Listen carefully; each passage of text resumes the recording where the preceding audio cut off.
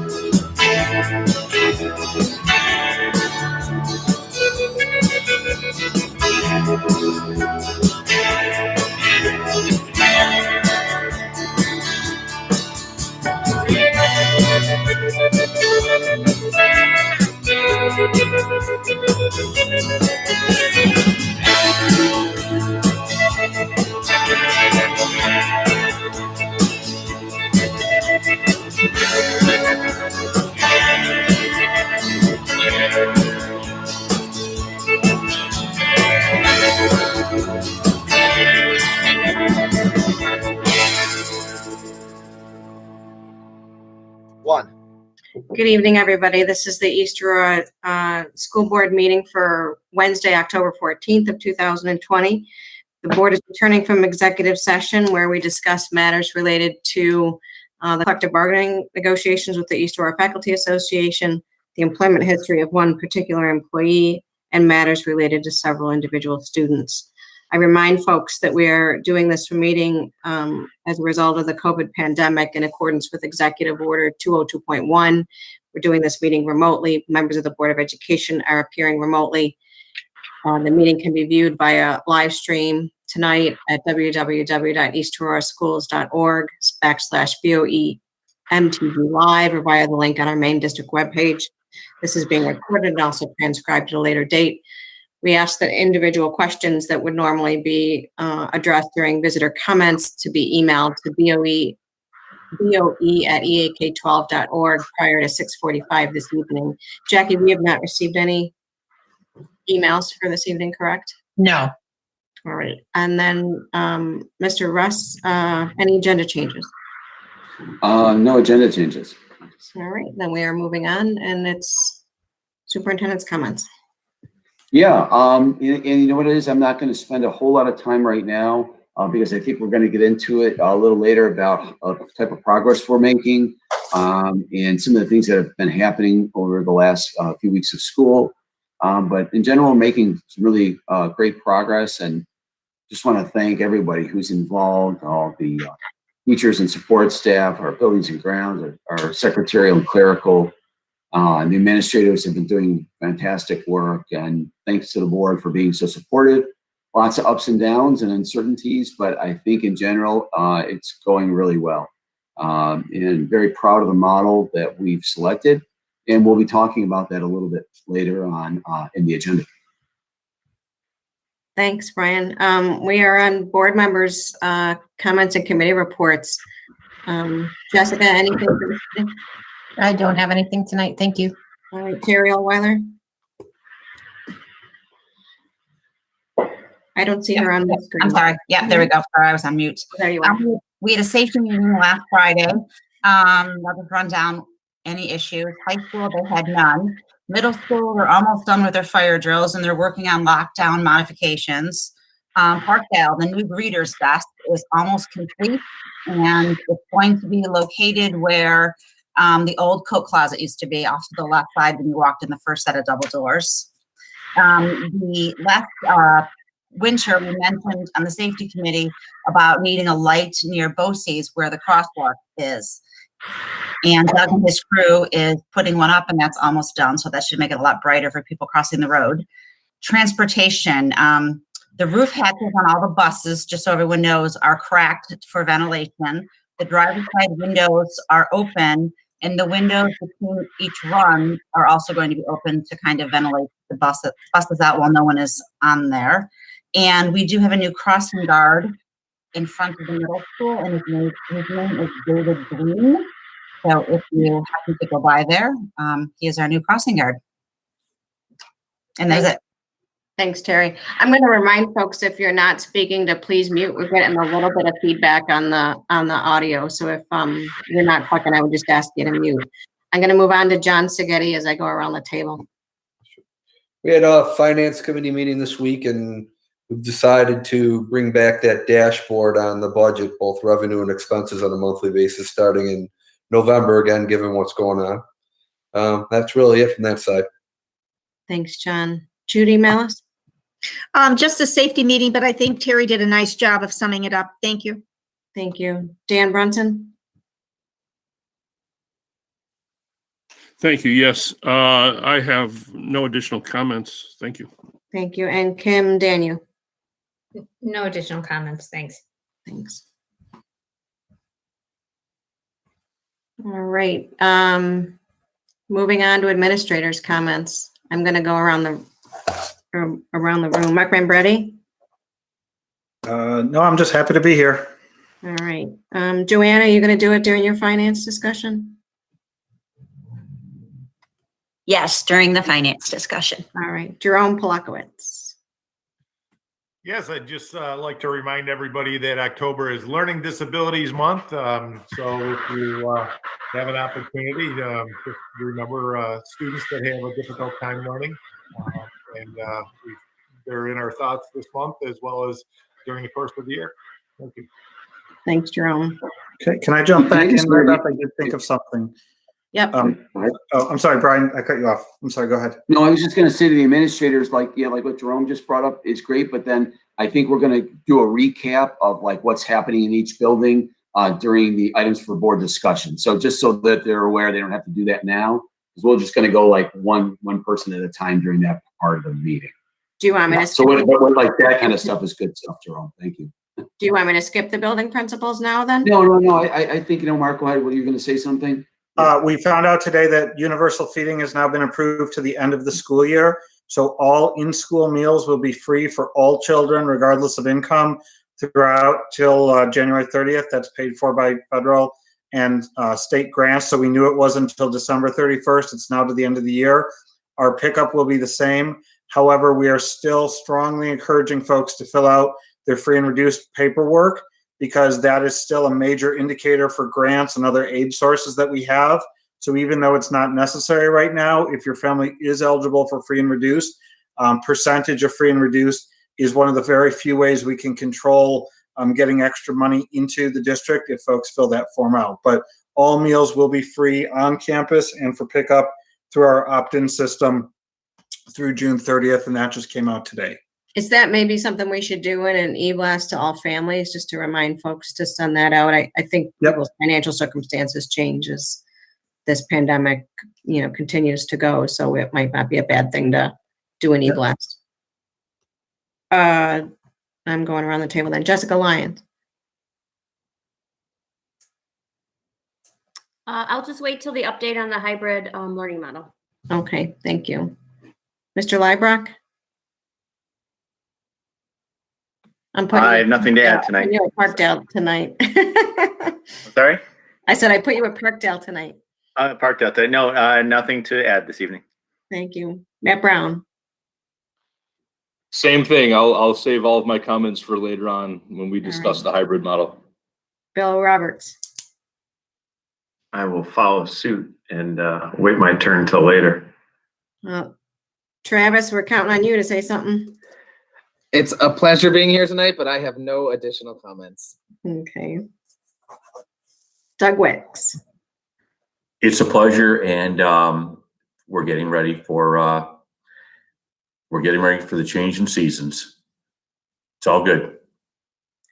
And am I forgetting anybody? Did I miss anybody?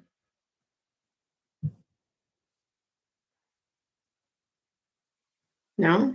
I'm looking at the list. All right. Then we're moving on to visitors' comments. We had none this evening. Reports and discussion items. First up is the audit for the 2019-20 general purpose financial statements and the extra classroom activity funds report. We do have Jeremy here. Jeremy, you'll need to unmute yourself. I believe we're waiting on Kathy Ann. Joanne, I don't know if you want to text her. And then Jeremy, do you want to jump right into your PowerPoint, or do you have anything to say first? I can get I'll get right in the PowerPoint. It's not to be very big.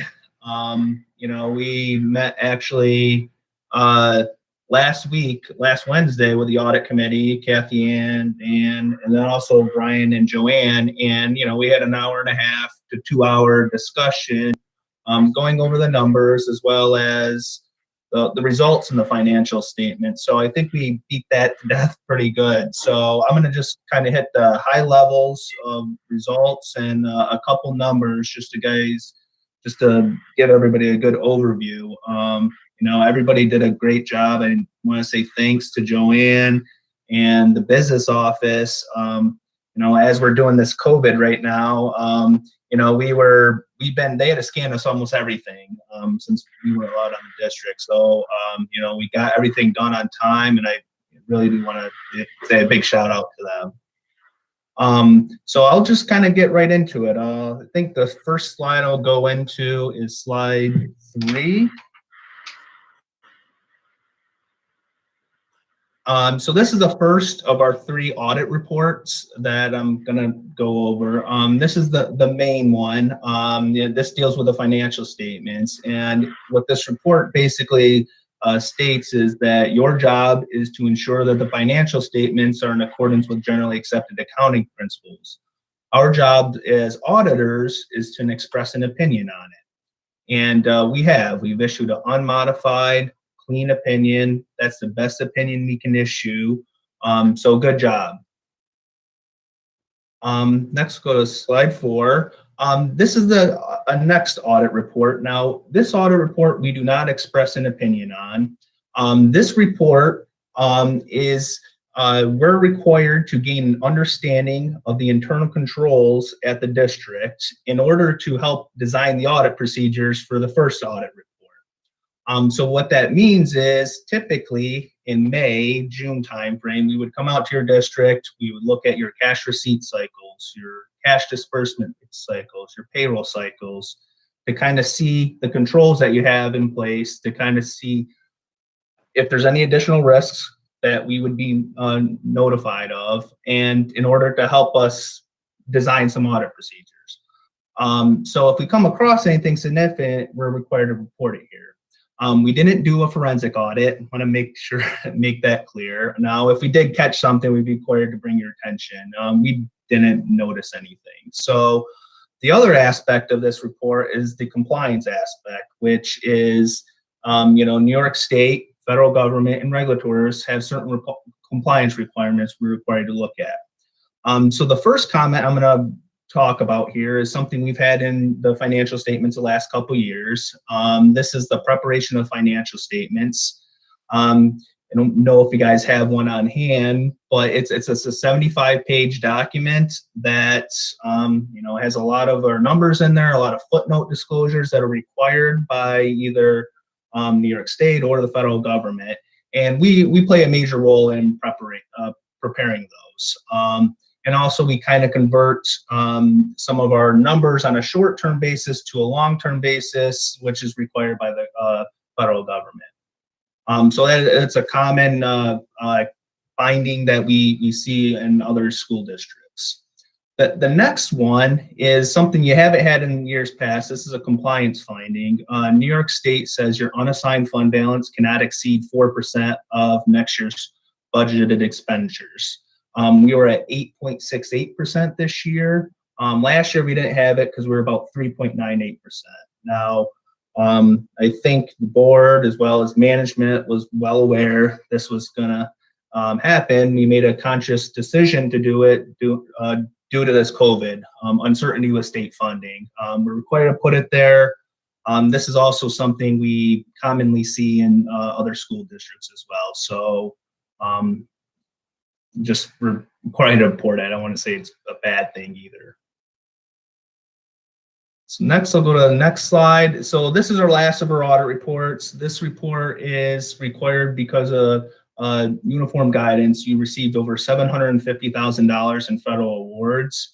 And what that means is we're required to look at certain federal programs. And there's certain criteria that the government sets forth that we're supposed to look at during the audit.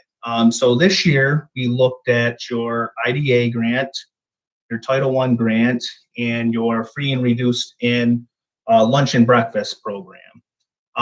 So I'm happy to say we didn't find anything, notice anything in the IDA or Title I.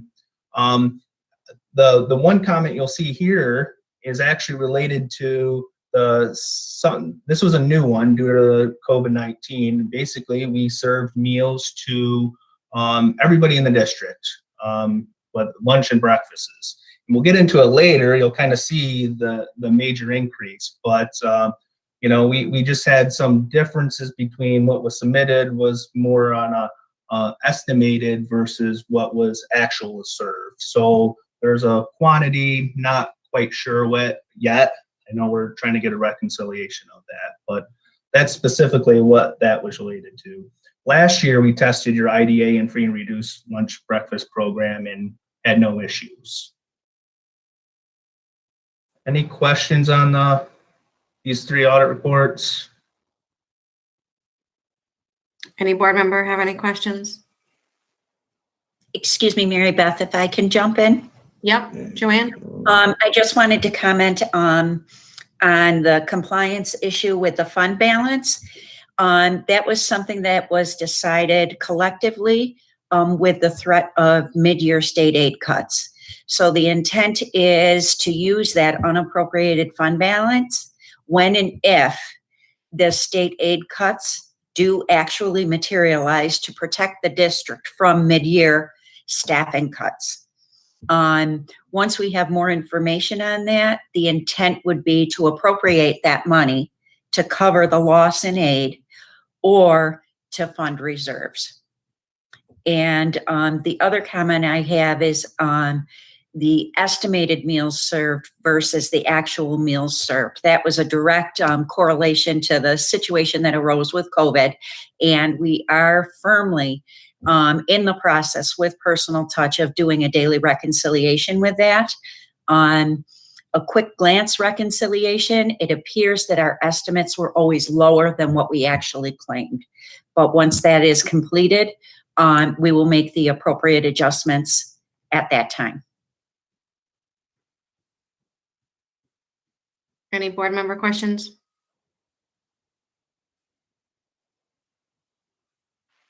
All right. Can we take that off the screen and I can just make sure that nobody's got a hand up or anything?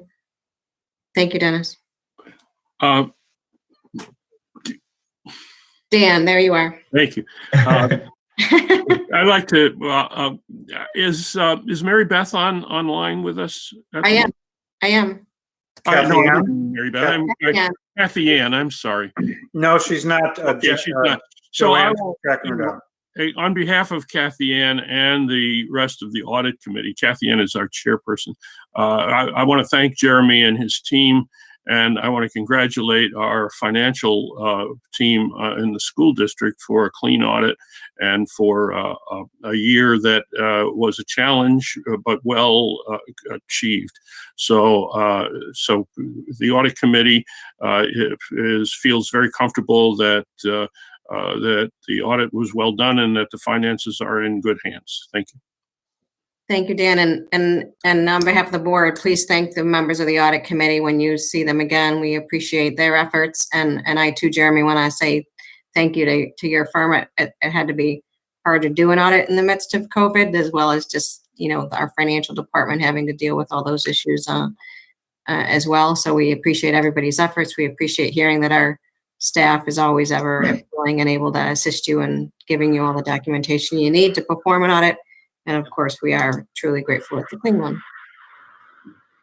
I just want to go back that PowerPoint real quick, just point out a couple financial numbers for you guys. But yeah, appreciate it, everybody. That was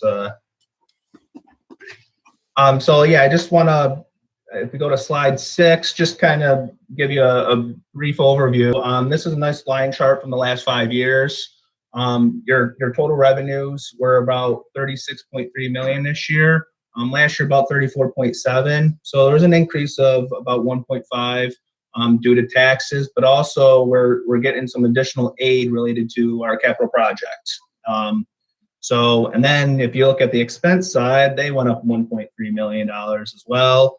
And that was due to salaries, but also the additional debt related to our capital project that we just obtained on as well. And you did have some, that was offset by some savings on the transportation contract due to this COVID.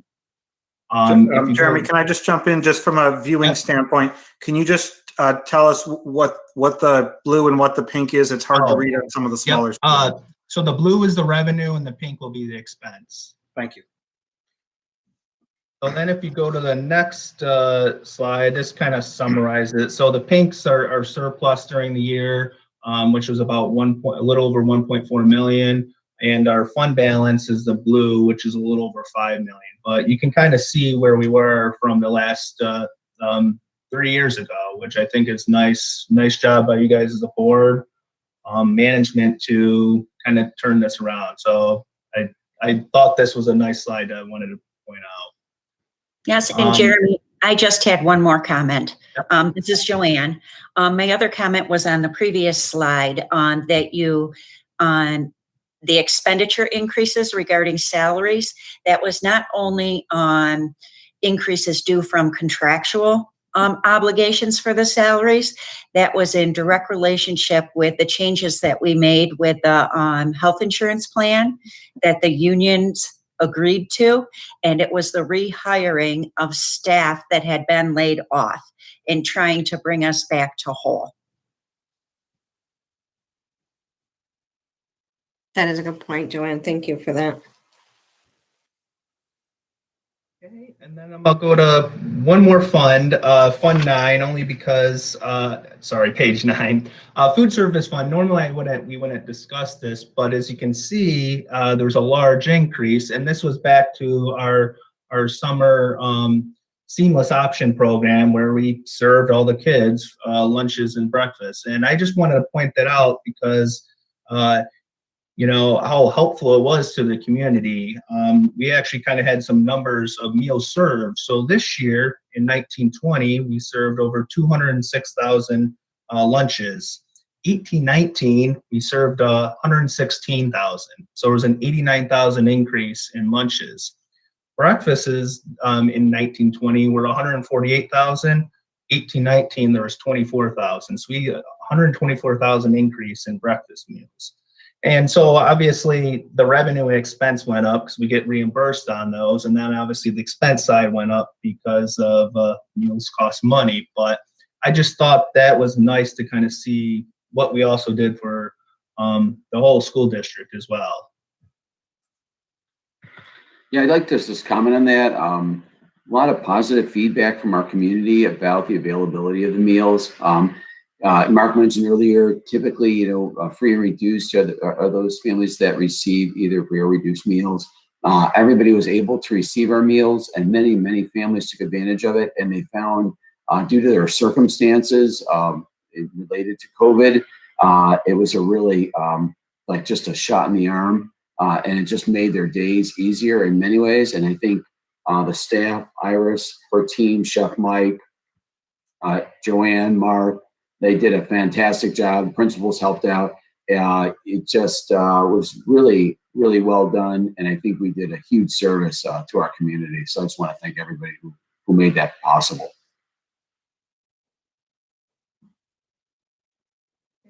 That's all I had. Yeah, I want to say thank you guys. Yeah, especially Joanne and everybody else that was very helpful during this whole time. Yeah, I'd just like to, can I just thank Joanne and her crew? Audits are always difficult. You know, there's just so many things required and so many materials that they need to provide to the auditors. And under these circumstances where they couldn't be together, they couldn't be on site, there's just tons and tons of documents and sheets that needed to be scanned, and the amount of time and effort and then the quality of the audit is really quite exceptional. I think it certainly puts us among the top of the districts in our area. So really kudos to just the general practices of the business office. And it's not always easy to do when the boss is spending money sometimes. So I appreciate that myself. Thanks, Jeremy. Thanks very much for joining us this evening. Thanks, Jeremy. Yeah, thank you, Jeremy. All right, we are moving on to our business office and financial reports. Joanne, you're up. Okay, thank you. Board members, you should have received documents after our executive session emailed to you. I thought it might be easier. I labeled them A through, I think, F, and they may be easier to refer to as we go through the financial statements. Where did I just put them? Oh, right here. Our financial statements today are for July and for August. And as of the end of August, our cash flow, what we had in the bank, was approximately $2.1 million.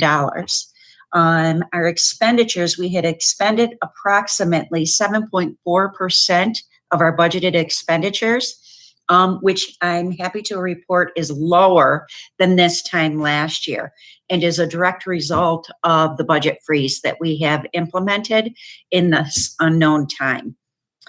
We had not received a lot of our revenues as of the end of August, only about $52,000. But if you refer to attachment A that Jackie recently sent out, and you look at our estimates for September, that's a result of our taxes starting to flow and starting to receive. And our September state aid that we've received. And I put like a little red arrow to try to help. Any questions on the cash flow? Next, I would like to comment on the school lunch fund. Through the end of August, even though we were serving breakfasts and lunches through July and August, the thing to note is that there were no expenditures, very few, and really no revenues. And that's a direct correlation to child nutrition and what we received today as notification that initially it was the universal feeding was extended through December 31st. And now it's extended through June 30th. And we still haven't received the appropriate paperwork and waivers and applications that we need to apply through child nutrition before any of that stuff is going to start flowing. I've been in constant contact with Personal Touch. They're anxiously awaiting it, but they've agreed not to bill us until that application process is done so that we can claim. Not much to report on the federal or capital fund. It's very early in the year for federal to start flowing. And the capital fund, the only thing that's flowing through there is the 100,000 capital outlay project, the business office suite. And I'm happy to report that that work is going along well. Then if you would like to flip to attachment B in the reports that Jackie sent out for me, the attachments, this has to do with the New York State CARES Act. And I highlight on a negative amount of $211,000 in green, and then a positive amount in yellow of $211,000. And I think what's important to know about this piece of the CARES Act, it's not new money. It's money that the state used to backfill a deduction in our state aid. And there were some things that we had to comply with, and it was a narrow field. One of the things that we were allowed to spend this money on were social and emotional welfare of our students. So we are attaching social worker salaries and guidance counselor salaries to this revenue stream that were already accounted for in our budget. Does anyone have questions on attachment B for the New York State CARES Act? Anybody? I think you're good, Joanne. Okay. Attachment C is Erie County CARES Act money. We were very fortunate that Erie County decided to share part of their CARES Act money with all the school districts. And there was a dollar amount per pupil and then higher needs pupil, there was another dollar amount. And I'm happy to report that we've received this money, $190,000 and $190,100. That was our allotment. On this money, we do need to attribute to COVID costs. And my intent is anything that FEMA does not cover, I would attach to the Erie County COVID money for when we report and what we have to track. Okay. Attachment D is our state aid tracking to date, almost to tomorrow. We're supposed to be getting money tomorrow, which are the two that are highlighted in yellow. And I'm happy to report that the 20% cut that has been threatened and part of it has been used affected money that we accounted for as of June 30th in our audit. And that was reduced or delayed. The money that we received from the state in September and in October has been 100%.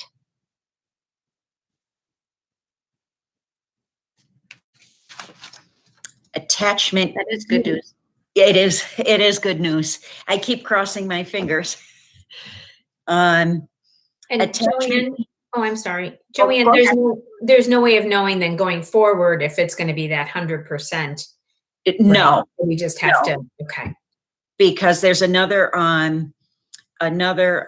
period that the state is using, which ends on December 31st, that we could still see a mid-year cut. Okay. Thank you. But we won't see it till then, at least. That's what it appears right now. They've been eking it out by month. So just recently we found out that October was going to be made whole. Okay. So. Thank you. Attachment E is where we are for Erie County sales tax. And when I looked at our period, which I didn't put on the sheet, when I looked at this same period last year to this year, we're down about 14% in sales tax revenues for this quarter. But when we add in the Erie County CARES Act money, which I showed on here, even though it's not being reported here in our revenues, it offsets. And that was a revenue stream I did not count on.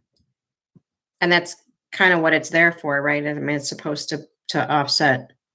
I hope so. Yes, I'm hoping so. For the first quarter, we're okay. Right. With our Erie County sales tax when you take into account the CARES Act. Okay. And attachment F is my updated list of where we are with our COVID-19 expenditures to date. And this is through today. Some are actually have been paid for and some are still encumbered. And a bunch of those will be paid for tomorrow or Friday. And our grand total for our expenditures for COVID-related items is $278,452.97. And my intent is to try to file for all of these things through FEMA and let them reject. And whatever they reject, then I would tag to the Erie County CARES Act money. And you're going to maintain that list just moving forward? You'll just keep adding to it as we go? I try to do it once a month. Sometimes I'm more successful than others. Yeah, okay. But we'll be able to see sort of at the end of this budget year, the expenses for the entire year. Correct. Okay. And how I tied it back to the different funding streams. Okay. Anybody have any questions for Joanne? Just Joanne, quick clarification. So the CARES Act money from the county is currently offsetting the sales tax? On the revenue side of the budget, correct. Okay. But on the expenditure side of the budget, we have to, there's a list of items that we have to attach it to COVID-related expenditures. Right. So if FEMA doesn't cover those expenses, you'll use the county money for that. But does that then leave us short in the revenue because it won't cover the sales tax loss? I know you don't know how it's all going to play out just yet, but is that a possible? Like two different sides of the budget that we're looking at, and it's really hard to tag the exact revenue to the exact expenditure. So I'm hoping that it will offset the loss in revenue for sales tax throughout the year. Okay. Thanks. Anybody else have a question? Okay, and that's all I had to report. Thank you, Joanne. Appreciate it. You're welcome. And then, Brian, I think we are moving on to the update on the capital facilities project. You're muted, though. You're muted. The capital facilities project's making good. We're making good progress. Part of the problems that we were having that caused a few delays was just the materials not being available.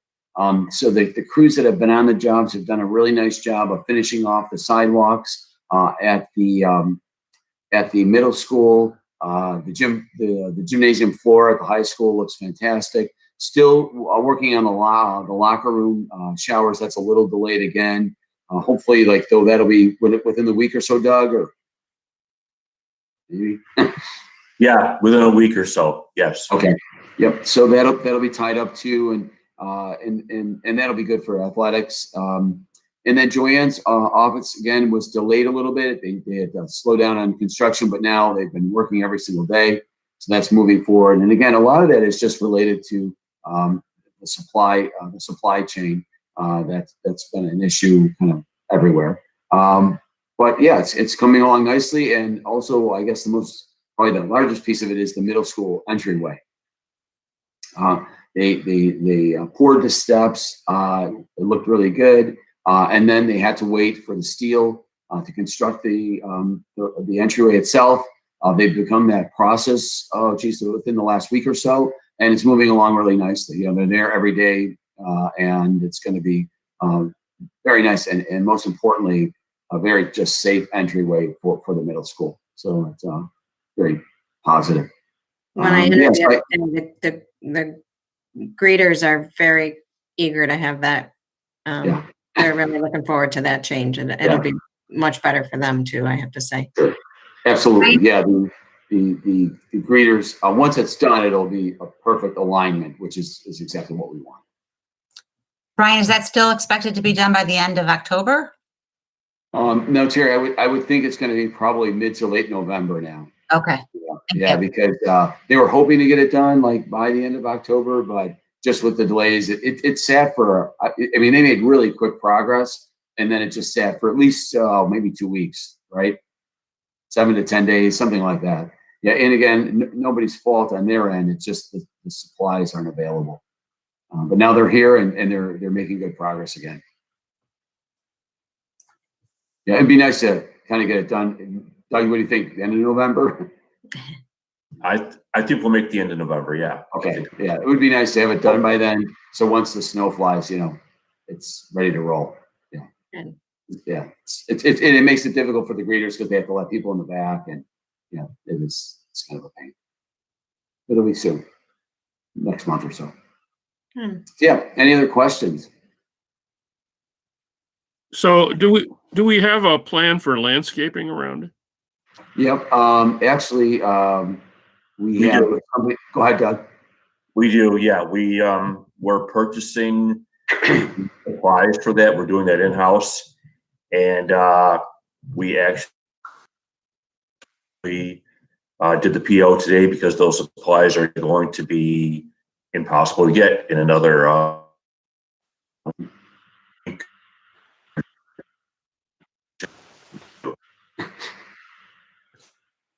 Doug, you froze there a little bit. Yeah, we froze. So I'll just kind of jump in there, Dan. One of our own people, Jeff Gideon, he redid the stairs outside of my office. He took all the stonework that they had on the old entryway, and they moved it and they reconstructed that in front of that front stepway.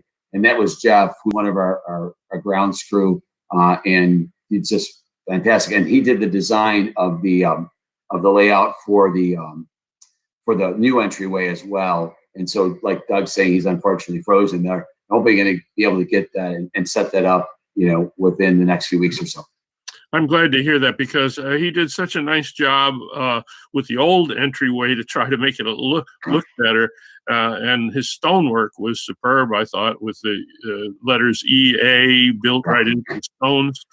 So I felt badly when they just came in and knocked that all down for the new design. So I'm glad he's involved in the plan, and I'm glad he has figured out a way of reusing some of that material that he had done such a good job on.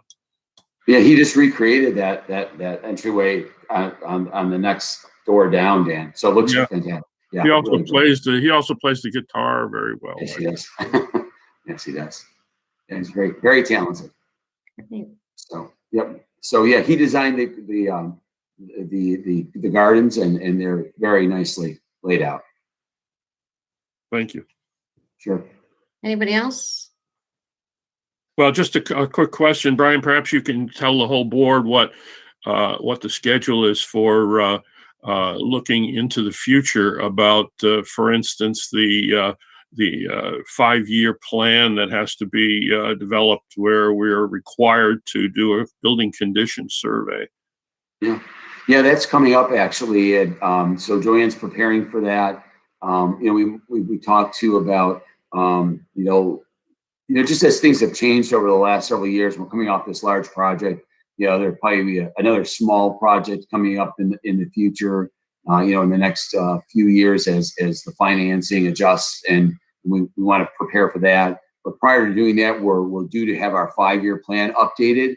And so, we thought, as Joanne and I were talking, that maybe we put it out to an RFP and just, put it out there to see what kind of response we get. And that'll be happening, Joanne. When do we have to do that, in 21? We have to have our building condition survey completed by the end of December 2021. So that will be in part of our 21-22 budget year.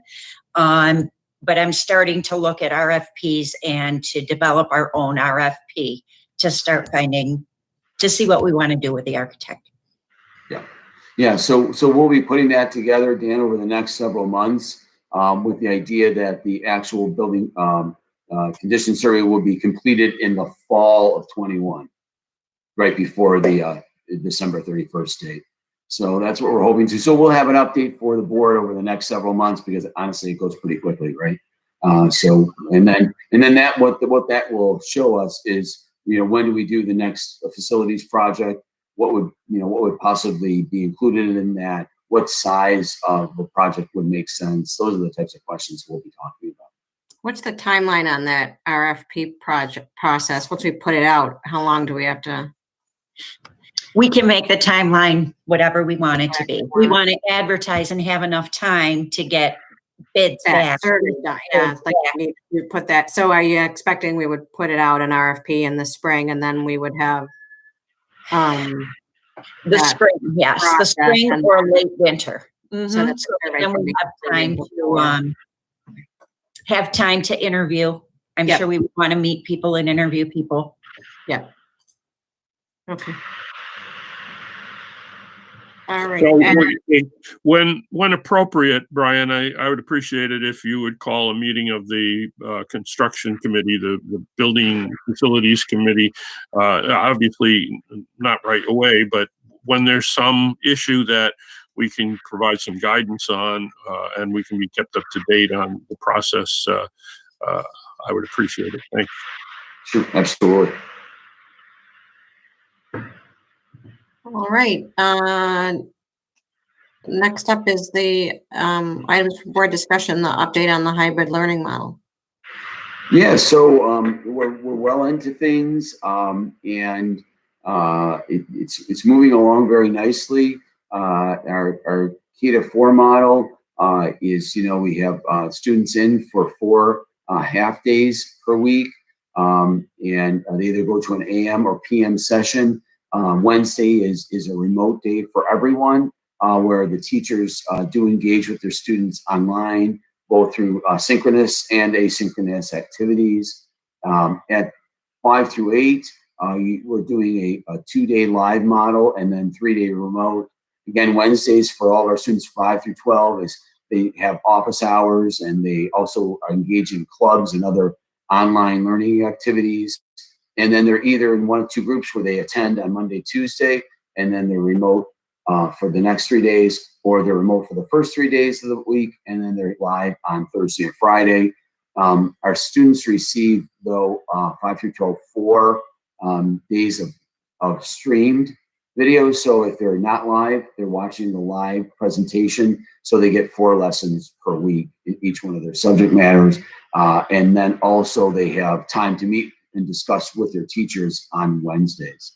So I thought it would be best to just turn it over to each of the principals and the directors and let them just give you a quick update on what's happening specifically in their area or in their building. So I don't know, Jess, you want to start off at Parkdale?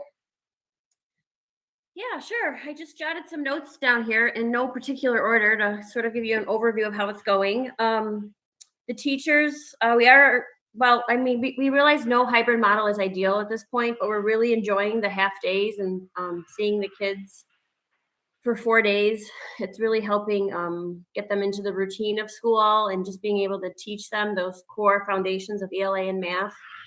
And then having them do other work on the opposite half of the day. It's really working out very well. And our AIS and special area and support services are all remote. So they've been troopers. They're teaching themselves, they're going to trainings. Again, not ideal, but it's working out really well considering the circumstances.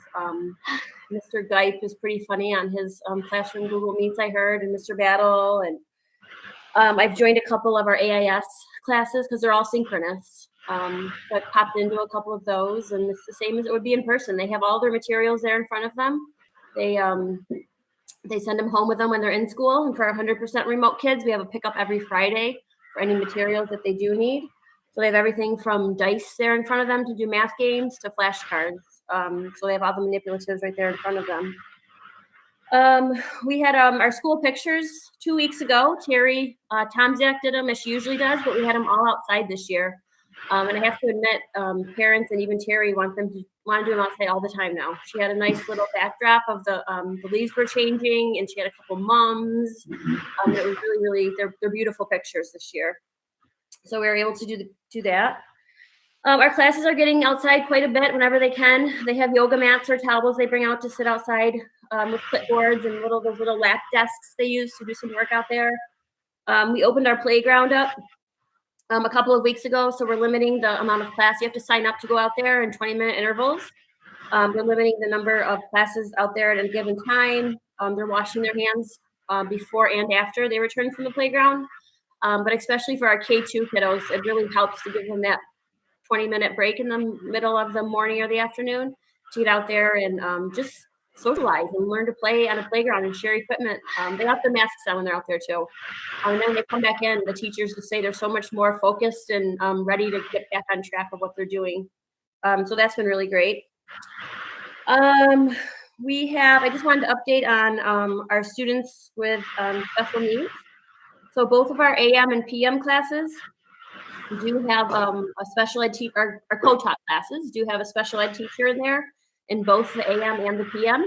And it's half the kids. So there might be 2 or 3 or sometimes 4 kids in there with an IEP, but it's working out really well because they're there the 4 days a week and the classes are so small. It's almost like 12-1-1 classes for those at each grade level during the AM and the PM session. We're offering resource rooms still. We found we don't need it as much just because the kids, the students with special needs that have co-taught services, they're really getting that extra help while they're in class by the special ed teacher since the classes are so small. And then on Wednesdays, the special ed teachers have resource room with their kiddos. And then our students who receive special class services, the way their IEPs are written, it's for ELA and or math. And because they're in school for those 4 days a week, they're really they're getting all the services that they need at this time. And then we are working on support services such as OTP to speech. We've gotten creative. A lot of parents are available to bring the students in for in-person services. We did start as all remote, but the needier kiddos, we are bringing them in. If they're AM, some parents are bringing them in at 8 or 8:15, or they're staying past 11:15 and the parents are picking them up.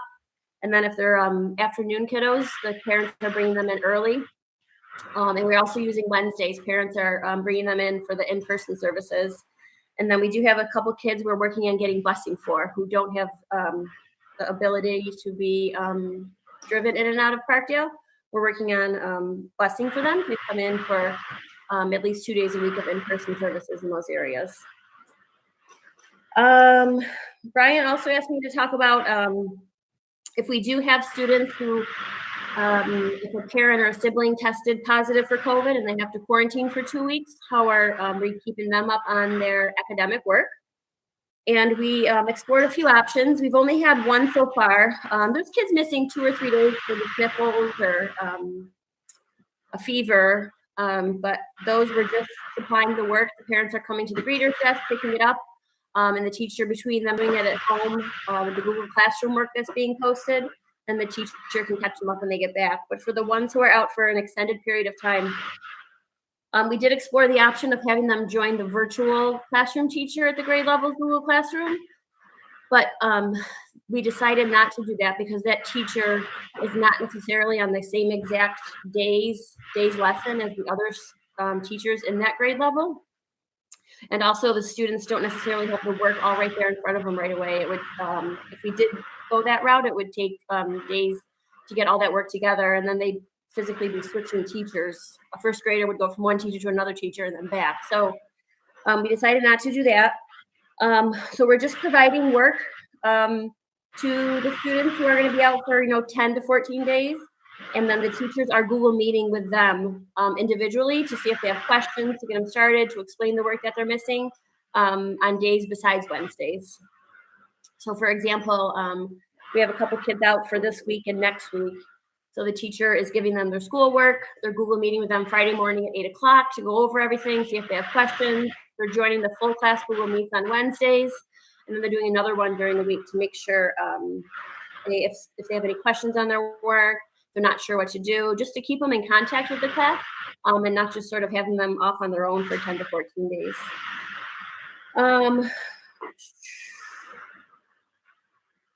I think that's all I have right now. I don't know if anybody has questions specifically about Parkdale. Thank you, Jessica. Anybody? Sure. Dan? Thank you.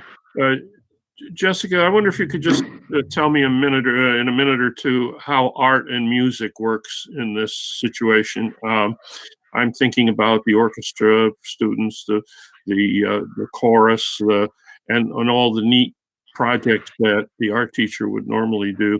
Are they doing any synchronous programs with the children, or is it all recorded information? Yeah, so all of our specials, art, music, orchestra, band, phys ed, computer literacy, and library are all synchronous. They have recorded versions for the kids who can't watch them synchronously, but they're all synchronous. So for art, Miss White, they have a separate art supply list that they bought all the supplies for at the beginning of the year. So she designs all of her art lessons around those items in their art supply bag. So watercolor paints, crayons, markers. And then in the beginning of the year, she also sent home a whole portfolio folder of different construction paper and drawing paper for them too. So I think she plans on doing that again in a couple of weeks. So they have art supplies there that she bases her lessons off of. In music, our music classes convert to a chorus. We don't have a separate chorus. It's the 2 days in the 6-day cycle music. They've made music kits at home. So they're using different objects from around their house to create music. And band and orchestra have their synchronous lessons. So they're learning the theory of music, notes. Only 4 or 5 kids in a class. So they take turns playing the notes. They practice on their own. And then with Mr. Davis and Mrs. Schaffer, they can play for them and practice. So it's non-traditional, but it's working as best it can. That's great. Thank you. That's perfect. That's just what I was hoping to hear. Yeah. Anyone else? Anyone else for questions about Parkdale? Just the one thing to add, Erie 2 BOCES classes are up and running full bore at Parkdale as well. Many of our students that have significant needs are attending those classes as well. So those are 5 days a week. Yeah. Just move to that model. Yeah. And Jess, can you tell a little bit about just the remote learning that's happening in the second half of the day? Yeah, you mean for the teachers at each grade level that are doing the 100% remote students? Yeah, so Yes. They asked today if they could have a raise or change their mind when they volunteered for it. But it's amazing. I mean, having 10 5-year-olds on a screen like this, and they get work ready every Friday. The families come to our greeters desk and they have folders ready for them with all the manipulatives, everything for the next week, sorted out Monday through Friday. So the kids have everything in front of them the following week. And they're doing the exact same things that the kids are doing in the classroom. And they're on with them from 12 for the whole PM session. So the kids, everybody logs on at 12:55. They get a break for snack. They get a break for rec. to go and, go outside or do something for, 15, 20 minutes. They come back to the screen. And it's really a huge undertaking, and it's pretty amazing what they're able to do. I'll pop in and wave to the kids and say hi. Yeah, the attendance has been wonderful. It's going really, really well. Yeah, just to comment on that, it's really, really difficult to make that happen. It takes an inordinate amount of effort, especially with kids of that age.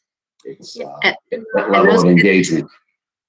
And those families I was just going to say, we have some veteran teachers doing it, but we also have some brand new teachers doing it. And for the most part, especially K1, 2, the parents are right there. So I can't imagine on them, it's just that pressure of having the parent there, but they're, some of them are helping their kids. They have to help them, unmute or mute, or have to make sure they have everything in front of them.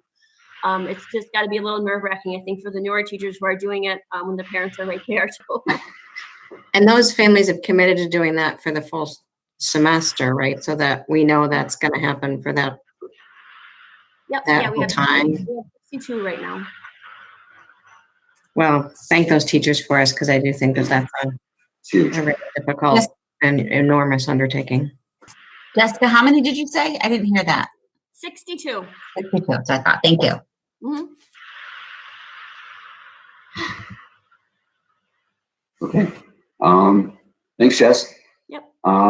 And Matt Leibrock, I don't know if you want to chime in at some point between Jess and Matt, or if Matt Brown wants to go next and Matt Leibrock can join you, or whatever. Go ahead. Leadership in both buildings is fantastic, and I would not be able to trump anything that they have to say. I'm gonna, want me to go? All right, so I'm gonna start. First of all, seriously though, moving Matt Leibrock to the position he's in was a godsend, and I couldn't imagine, and I know Jess feels the same, going through this without his support. It's been a whirlwind. It's been a lot of hours. It's been a lot of conversations. But he's truly stepped up and helped us out a lot. So it was the right move at the right time for me, I know, personally. But really, Jess, a lot of what Jess said kind of echo at the middle school. This has been something I'm very proud of. I'm really proud of the teachers and the aides, and especially the students. The times that we're in and the challenges that we have, they're really exhausting. By the time Tuesday afternoon and Friday afternoon come around, you can see it on the teachers' faces. They're truly exhausted. Just that whole shifting their mindset and shifting their teaching from that passion of working with students face to face. So now many of them have 10 or 15 students on a screen at the same time that they have 10 or 15 students live in front of them. And it's a really challenging task. And I will say that the first day we started it, then a week later, then a week later, and then this week, every time you walk into the classroom, you see a higher level of engagement and a higher level of effective teaching. You see that the teachers are a little bit more natural at it today than they were yesterday. One teacher, for example, in 6th grade, the other day I was walking by and she was like seamless. She was between her computer and then she was over to a student who was live, and she was back and forth and answering questions from both. That's a really challenging thing that takes a lot of practice. And it's taking, it's a little bit more natural for some teachers and harder for others. But I'm very proud of the efforts that we've made. And another thing before I get into the actual instruction that I'm really proud of is Bill and I at the high school and the middle school, we talked a lot about the importance of that mental health and social emotional health. So one fairly significant change we made is our Wednesday attendance has now gone to a wellness survey. So each student receives an email and they have to take a wellness survey, and it's very simple. We have some character education built in with our Do the Right Thing, word of the week. And it's really just asking the students, are you okay? How are you feeling? Over the past 10 days, how have you feeling? What are some different feelings you have had? And would you like to a counselor to reach out to you? And it's just that simple check-in, and we're requiring it so it's the attendance, which I like, because it kind of forces the students to just reflect on that. And then our counseling staff, our social worker, our counselor and psychologist, they have access to that. So then they can see who are some students that we need to make sure we're checking in on. So that's something that we just added. We added it last week, and we had a glitch with our editing. We accidentally gave editing access to the students, so it didn't go so well. All the questions were changed within 5 minutes. So at the middle school level. So we changed that. We got it right today. Of our 512 students, we had almost 400 take the survey right away, prior to 9 o'clock in the morning. So we're really happy about that. So I think we're easing into that, but that's something that we're clearly stressing. And I'm happy that we have something in place that gives a chance for all students to reach out and seek some support if they need it, and to do it, in a very discreet manner. It's a great idea, especially for that age group. Matt, Yeah. who gets these surveys originally? Did they go to each homeroom teacher, or how is that done? No, so I send an email blast to students, to all middle school students.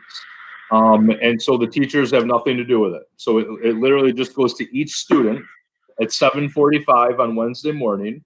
And then at the middle school, we give them to 10 o'clock. So we're saying between 7:45 and 10 o'clock, you have to check your email. That's another thing that's important. We have middle schoolers who don't even realize that they have school email. It's something that they're still learning on doing. And we're trying to encourage them and to teach them the importance of using that email, because we are using it more now. And they can use it during their classes sometimes in group work. So we're also increasing the use of that email as well, just so they know it's there. But yeah, so each student receives an email, and then they complete the survey and they submit it. Just myself, and then the counseling center can view it, and then our attendance clerk can just see. I said earlier, I think we've improved every single week. What we're doing right now is we're at the point where we're really reflecting on our instruction. I will tell you, we have about 80 to 85% of our teachers are live streaming. They're not necessarily live streaming the full lesson every single day, but they're live streaming portions of their lessons. And then we have some other teachers who have tried flipping classrooms and tried some different strategies. And some of them are now also dabbling, or going to dabble, I should say, into the live streaming. So now that the teachers have completed some of the professional development with St. John Fisher, and they're learning from each other, I feel like, again, every week we're a little bit more comfortable. One thing we have realized is in some grade levels, I think we've come to a comfort zone of the amount of work that the students are getting at home and the way that it's working. And I think in other grade levels, we're realizing maybe we need to enhance that a little bit. Maybe we need to have something a little bit more concrete, on certain days for the remote learning. So those are discussions that we've had.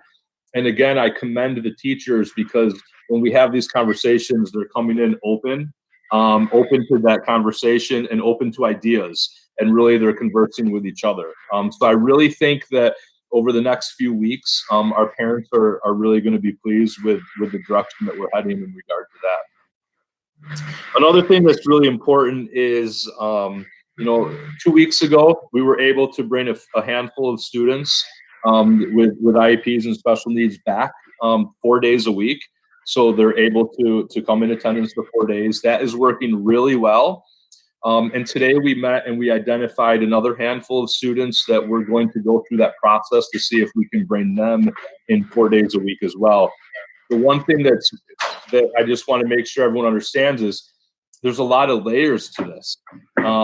I wish that we could bring all of our students back 4 days a week. I think we would all agree that all students would benefit from being in school 4 days a week as opposed to 2. What makes it very difficult is the balancing of classes. Many of our classes already have 15 students in them, and we can't exceed that number and still follow all the protocols that are in place from the county health department and New York State and all of those things. So it's very difficult, because when we have a student that our teachers and parents are saying, this is a student that really, really needs to be here, that we high on our priority list, we then have to contact first student and make sure that we can provide transportation. We then have to go through the entire schedule and make sure that we can still balance classes and still keep our social distancing. In some cases, it requires a change of classrooms. So we have to see what other classrooms are available within the building, and then we have to change the actual location of the classroom. So a lot goes into it. It's a huge process, and that's really just to bring back 1 or 2 students. So today we established another handful of students, and over the next several days, we're going to go through and really examine all of these aspects to see if it's possible to bring those back. I think it's important that the board knows we're having these constant conversations, and we're really, really, really trying hard to meet the needs of all the students at all times. And it's high on our priority list. The other thing I'm excited about is our AIS services did start. So our AIS teachers are now, they've been co-teaching in classrooms, so they've been seeing students since day one. But recently, we're now at the point where they are pulling those students out into their smaller groups to meet the needs of those students. The other things I wanted to mention before I'll open it for any questions that you may have is, we've had some little issues pop up. I shouldn't say little, because for some they're significant, such as the shields. Our 3-sided shields, the tabs were the reports that they were cutting students. So we did take the tabs off. And then of course we take the tabs off, and now they don't stand as good on the desks. So they're now falling off the desk. So we added the Velcro. So now we have one Velcro tab where the shield does sit on the desk. Backpacks. We are still having our students carry backpacks throughout the day. We have provided lockers, so students can stop at their locker in the morning, at lunchtime, and then at the end of the day. But we're not allowing students to stop at the lockers between class periods, just because we really need to limit that face-to-face interaction. And that's the best way that we can encourage the importance of social distancing. So some students have a lot in their backpack. So that's something we're working on now with teachers, is to really make sure that the students only have what they need: their Chromebook, the one binder and some folders, a couple of utensils. So we're working with the teachers and the students to make sure we're communicating with parents that they don't need all of their stuff every day. If it's an A day and they have these certain classes, you don't need everything that you would need for your B day. And these are things that just take time for everyone to really get into the groove. But we're seeing that baby steps are being made, and every day it gets a little bit smoother. The other thing that I do think is important just to bring up, the one thing I lose sleep about at night is our teacher subs.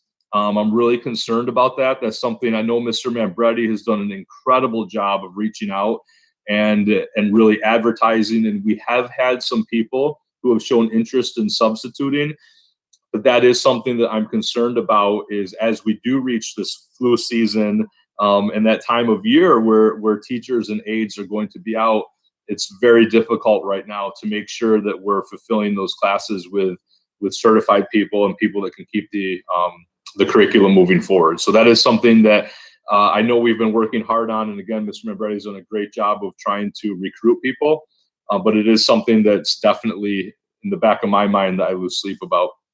And just glancing at my notes, I think that's about it. So I don't know if Matt has anything that he'd like to add, or if anyone has any questions. Thanks, Mr. Brown. Anybody got it? Judy? Yes, I'm sorry. I have some questions. I really appreciate what you're doing, and I love those teachers. So they're pretty special. They're doing a wonderful job, especially in the gen ed. And I was glad that you addressed the special ed. One of the things that Jessica mentioned that spoke to me, I have a grandchild in each building. So I'm have a vested interest in the district big time this year. But at any rate, one of the things that she said that spoke to me was the fact that the teachers are able, with just 12 kids in the class at a time, to get around to each student. I'm not finding that's particularly true with my student in 5th grade. That kind of worries me a little bit. And if it's happening to my student, then I'm worried it's happening to other special ed students. That's what I'm just saying. Now, I was thrilled to hear you say that some of the students are coming back 4 days a week, because they truly do need it. Especially if a kid is shy or a reticent learner. A learning disabled kid that has ADHD is really going to struggle online, especially if they're on their own. Parents working, they're on their own, and there they are, and they're not having that small group get together and to pull them aside and say, did you get that? The other thing that I'm a little concerned about, maybe Jerome can speak to this too, is the fact that we haven't seen fall assessment yet of these kids. That worries me. I would think we've got 6 weeks in. It's time to take a look at what the baseline is. What have they retained? And what can we assess that they have gained so far? Those are two huge measures with a special ed kid. You can't wait 10 weeks out, or I don't think you can wait 10 weeks out. I couldn't have waited 10 weeks out when I was in special ed. I needed that assessment the beginning of October to see where they are so that I knew where to go. So I'm just a little concerned about where this is going. As I said, I have a vested interest. I'm very worried about it. And I think we need to hear more. I was told today that they're going to be putting in something called Smart Learning Suite for small groups. Again, I think that's wonderful, but there's nothing like having the small group, being together and being able to have that one-on-one assessment where you're really seeing the kid and seeing what they're accomplishing. So the 4 days a week is super. I think that's awesome. Okay. Yeah. And just a couple of side notes. So some of our baseline assessments that we do for all students, we were having some glitches more on the tech end of the company that we work with. It wasn't our district. It was them being prepared. And we're just to the point now where we're starting that. But there have been some issues in regard to that. There's no doubt. But I know, again, Mark and Dennis have both been working really hard with that company to get things up and running. And then, I will tell you, Judy, I've noticed, again, I've been really impressed with the teachers, both special ed and gen ed, in their abilities. Again, going back to Parkdale, like I would love to have that ability where those teachers would just be invested with the students in front of them or just be invested with the students online. And that trying to do both at the same time, I think is a huge challenge. And I think that they're really working through it. I feel like they're getting more and more comfortable. And I think that we are recognizing some of these students, and again, all students would benefit from being in the school more often, but those students who are really seeing that it's more of that dire need to continue their education, we're really going to try to move mountains to make sure that that happens. But it's a process. It's a process, and it's not easy. There's so many layers that go into this. I always worry about the kid that sits back and is quiet, because they're the kid that kind of falls through the cracks, and those are the ones that I always tend to worry about. So I'm just a little concerned. Yeah, you know what I have to tell you? In the past 4 years, those students that I would agree at one point in time used to fall through the cracks, that doesn't happen anymore. We have our comprehensive review team. Our comprehensive review team meets 4 times a year, and it's where we literally talk about every single student. The grade level teachers are meeting every other week talking about lists of 20 and 30 students, and we go through and make sure that we're talking about every child.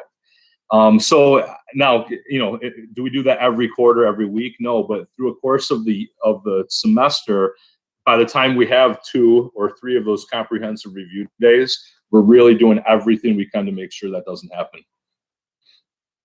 Thank you. Mm-hmm. Yeah, and Judy too, and Jerome can speak to this as well. I think that's it. Is that one thing I'm really impressed with, because we just hit 5 weeks, right? So we're at the 5-week mark right now, and I have to say, as I was going to just prepare a message to everyone, I send them out every week or so just to say thanks and encourage people to continue what they're doing. I have to say I'm really impressed with how they've developed from day one to here to where we are today. As you can see, they have changed and adapted, and it's really based on the kids' needs, working with the families. And again, I think as Matt said, it's certainly a work in progress, but I think they've really done well in terms of making it necessary adjustments. Like for instance, Jerome has made arrangements with 2 retired special ed teachers to come in and join us to help us with additional testing. So he's just put that in place over the last week. Just to have those people available. They're willing to come in so many days a week to help relieve the teachers of some of those responsibilities, but also make sure that we're getting that data so that they can then plan. Is exactly what you're saying is, as you're seeing about where they are, you want them to spend some time. Of course, this is a different year. And as Matt was saying, I think those comprehensive reviews have been extremely valuable. And he's been doing that for a couple of years now. But right now it's kind of different. It doesn't look like it did last year. So trying to morph it and make it work is taking some time. But I have to say, I'm really proud of especially where we were last spring to where we are today. I think we've made huge gains, and it's going to continue. Again, it's just a work in progress, but I do appreciate your comments, and like I said, every week, we're also working together. They're bringing me issues and also solutions to the problems that we are having, and so I think we're definitely making progress in those areas, especially with the students who have special needs. Yeah.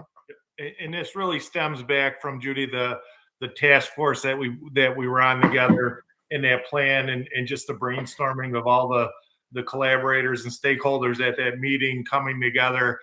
It's really unique to see each of the buildings and the professionals in the buildings taking on these roles and really making this bigger than any of us could have even envisioned at those task force meetings.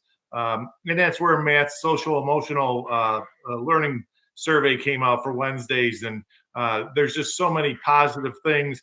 And also our collaborative partners with the parents. The parents are really going above and beyond as well to help their students, especially the ones that are struggling learners. And so I couldn't be more proud of all of these things that are happening in each of the buildings to make this a good situation and the best that we can possibly do. Thank you. I want to. Yeah. And I just want to thank everybody, because in hearing this discussion, I am encouraged that you guys are staying on top of it and addressing those, those issues as they come up. And this is going to evolve as things go on, as the kids are in and out of the building for whatever reason they need to be there or not be there. That staying on top of these things and having those conversations and making sure those kids are being looked at, I think that's going to make sure that the year as a whole, when we get more into it, is going to be successful. It's not going to, kids aren't going to languish, that there is going to be a response to that as we move on. So I, for one, am encouraged by the conversation. So thank you all very much for your efforts. Anybody else? Bill, Travis, you want to go next? Yeah, maybe I'll have just Travis explain everything. That would be funny. Put you on the spot. I will say that lots of similarities between Mr. Brown's presentation and many common topics that have been addressed at the middle school have been addressed at the high school. I've agreed with him on everything except for his bragging about having the best assistant principal. So we can have that debate tomorrow, Mr. Brown. But there's no one that I've been communicating more with than Matt Brown. I appreciate his support. Just want to give a couple of shout outs here as we start. Just want to thank our parents, our teachers, and our students. The positive communication is beyond anything I've ever experienced, and the support, the collaboration, and personally, it gets me through the stressful long days and weeks and weekends that blend into the weeks. But just couldn't be happier with that support as a school and personally as an individual. So that thank you also goes out to our tech department. Under Mark's leadership, the fact that we were able to start the year with everything that we needed, cameras and Bluetooth headsets and Chromebooks for every student.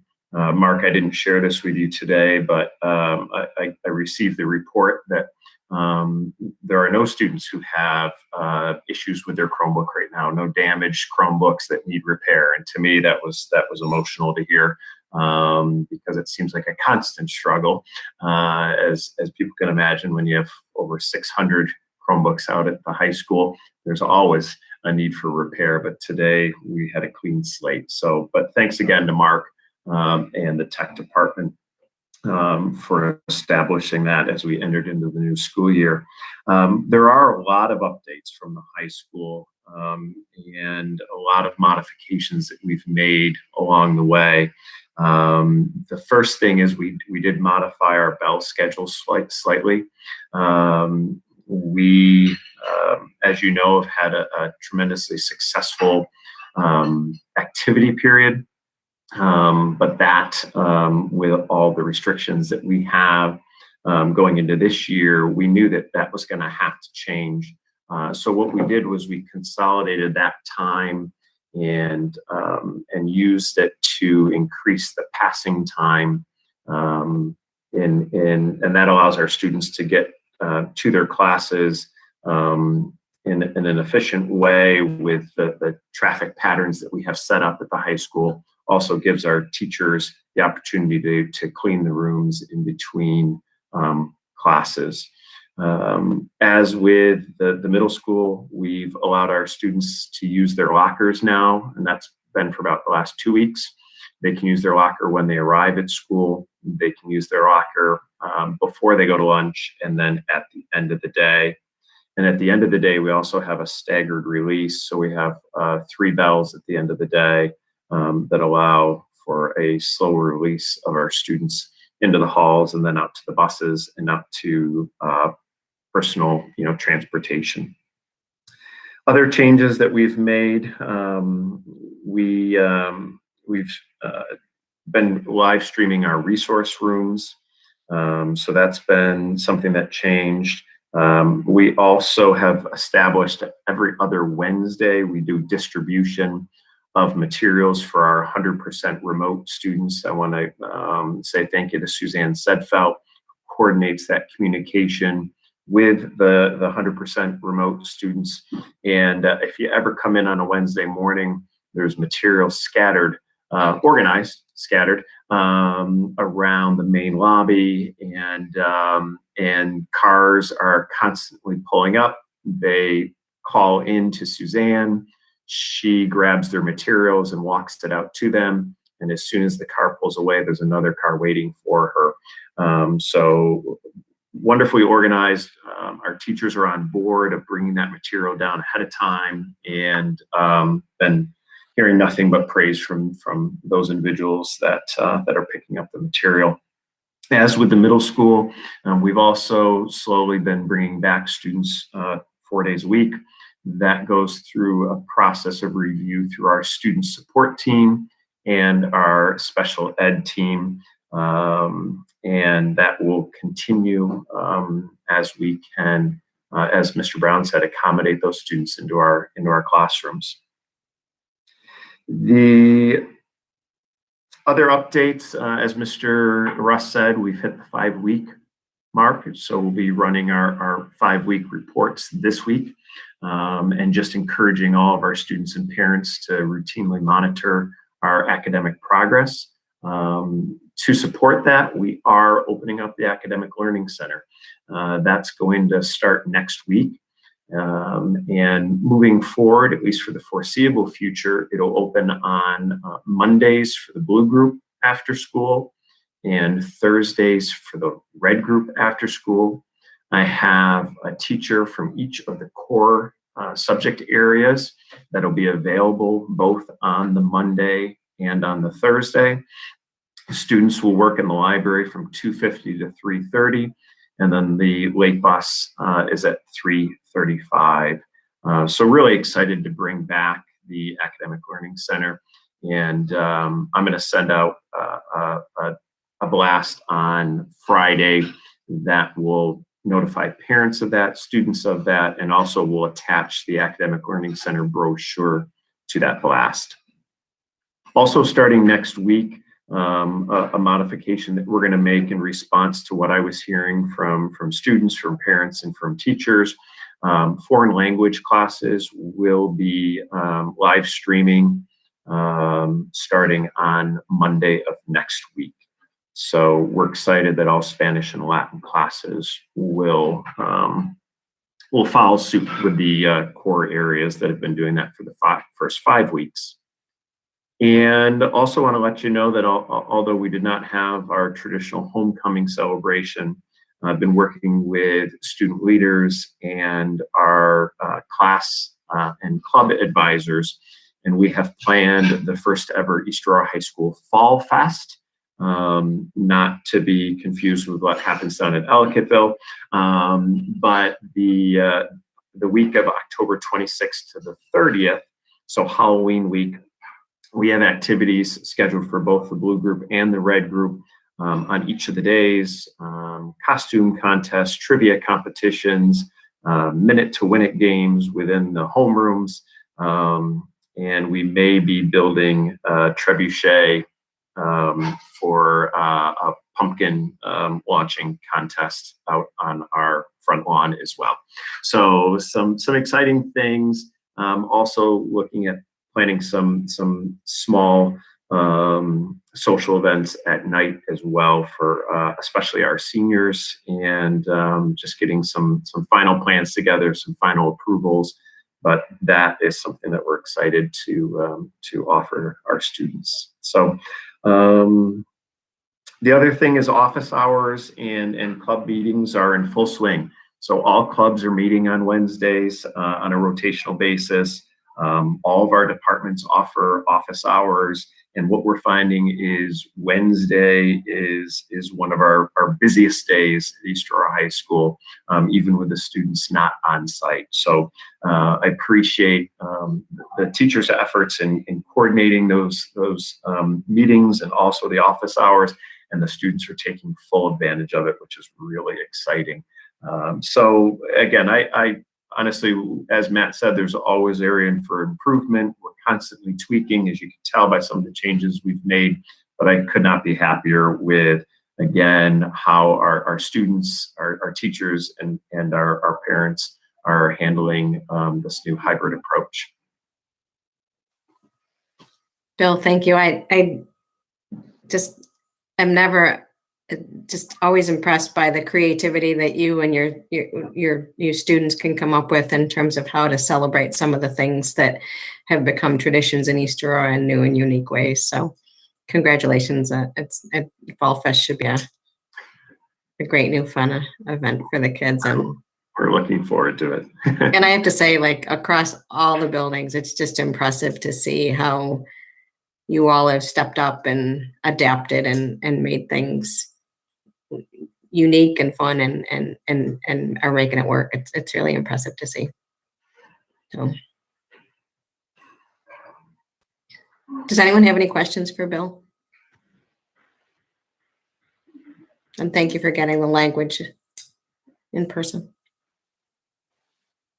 Yeah, thanks, Bill. Yeah, things are going really well, and I think one thing, it is that we've learned through this is things that we never thought were possible, that we didn't think we could do, or just, we wouldn't consider under normal circumstances. It's kind of all on the table. And I have to say, I couldn't be more impressed with everyone's efforts, the building principals, the assistants, the directors, and then of course our students and the faculty and their families. People are doing things that they never had to do before, and they're doing it willingly, and it's really making things work very smoothly. Like all the pickup, for instance, getting your kids to school, picking things up back and forth. That's not easy for parents, but somehow it's working.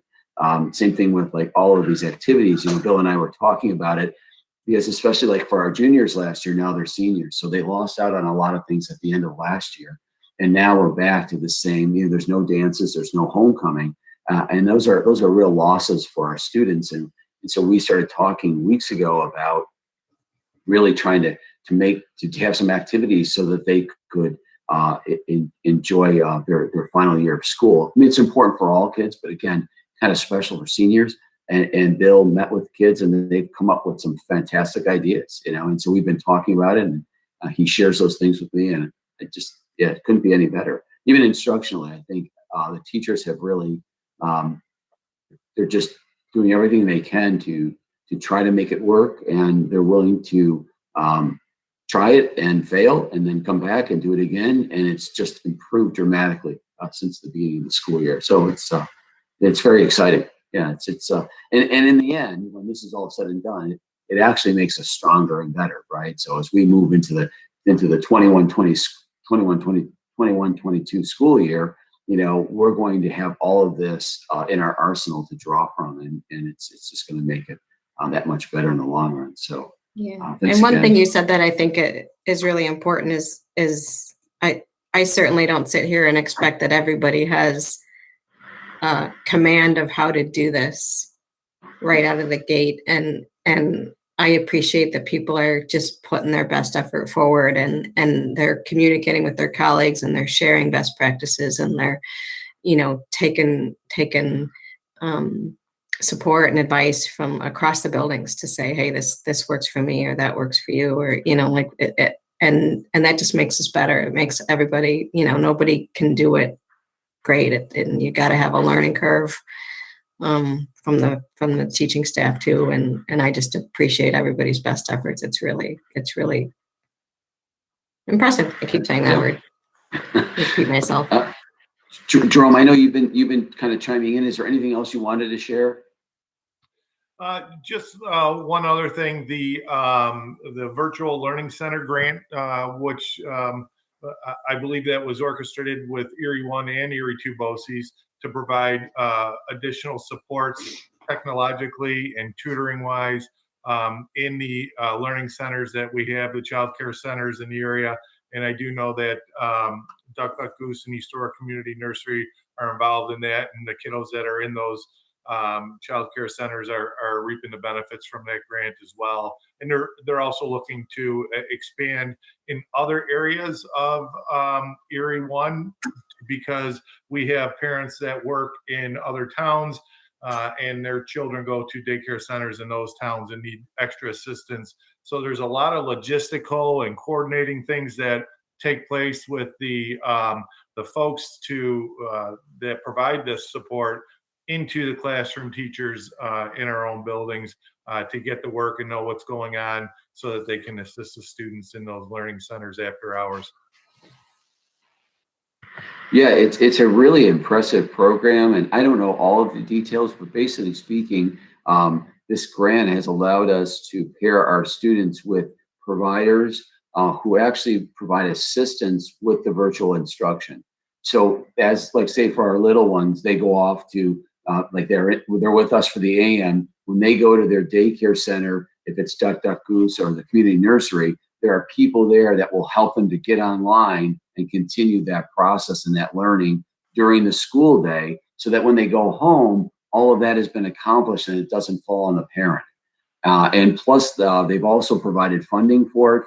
So if you're at a certain income level, it can be completely free or at a reduced rate for everybody above that. So no matter what your income is, it's still a reduced rate. So it's a really and again, very grateful to Erie. Actually, Erie 2 BOCES helped the Erie 1 districts apply for the grant so that we didn't have to go through the process ourselves, because I'll be honest, there was so much going on. There wasn't a lot of time to do that. So the Erie 2 has been really helpful in so many ways. In terms of, I meet with Dave O'Rourke every week, and he provides updates and guidance from the state, which has been really invaluable. And that's one of the things that they've done for us, is they actually applied on behalf of the Erie County districts that are in Erie 2 BOCES. And so it's worked out quite nicely for our families. Brian, can you I know there were some questions from board members about athletics and how those were proceeding. Can you just touch on that? Yeah, before I do that, can I just ask Doug or Mark if they just thought I'd get through them? Doug, is there any update on?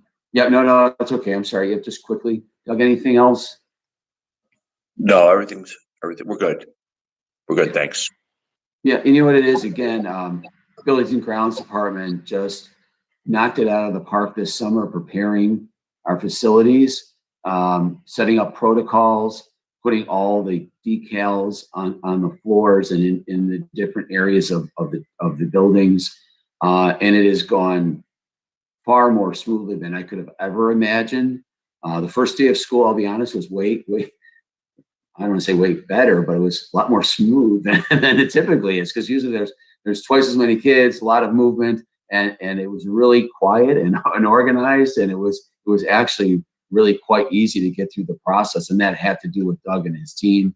And then they continue to take care of the grounds, cleaning appropriately every day for all classrooms, for all of our workers, all the office spaces, preparing the fields for athletics. Again, another large task, especially under these conditions. So they've just done a fantastic job, and we're really grateful. So thanks, Doug. And Mark, anything from you at all? No, it was mentioned earlier, just to reiterate, we spoke a lot about getting our environments ready and our safety protocols, but one of the big things we wanted to focus on in curriculum instruction was to improve our online instruction. So today was the final of 6 sessions we had with St. John Fisher's Ralph Wilson School of Education, and it focused on content, assessment, interaction, presence, models of learning for in-person, virtual, what they call high flex, where you're teaching 2 groups at once. So we really spent a lot of time, and it's the only district I know of is us that invested that much in terms of the philosophy, the pedagogy, the curricular decisions, the lesson plannings it takes to be effective online educators. So a lot of it was like drinking out of a fire hose. There was so many good ideas, and that implementation is going to roll itself out. But one of the things we wanted to do is not just the technology that Bill mentioned, and Dennis and his team really were, they're the brains behind the operation and the muscle. I'm just the pretty face of the tech department. But we wanted to make sure that they could use those. And today was a lot about don't use technology for technology's sake. Figure out what problem you're trying to solve, or what you're trying to do, or what you're trying to teach, and then ask yourself what types of technology could enhance that. So the teachers have been given a library of resources by St. John Fisher that will help them in this process. But we're really grateful to Dr. Joellen Maples and Katie Sanborn from the Department of Education at St. John Fisher, who took time out of their busy fall semesters and really kind of did a 6-week residency with us while they were doing their other full-time jobs. And we are a better district because of them. So just really, really productive use of time.